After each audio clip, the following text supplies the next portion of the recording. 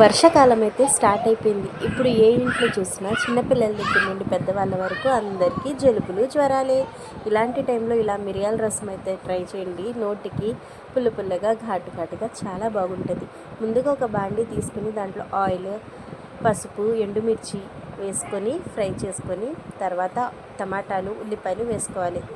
టమాటాలు మంచిగా పేస్ట్ లాగా మగ్గిపోయే వరకు ఫ్రై చేసుకొని ఒక పక్క జీలకర్ర, మిరియాలు, వెల్లుల్లిపాయలు కచ్చాపచ్చగా అయితే దంచి తీసుకోండి. మిక్సీ పడితే పేస్ట్ అయిపోతుంది, అంత రుచికరంగా ఉండదు. కచ్చాపచ్చగా దంచుకొని తీసుకోండి.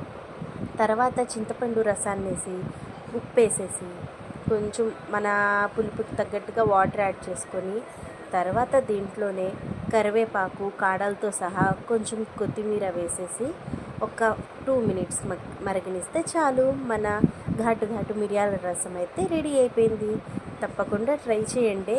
జ్వరం వచ్చిన వాళ్ళకైతే నోరు సప్పపడిపోయి ఉంటుంది కదా, వాళ్ళకి చాలా బాగా నచ్చుతుంది.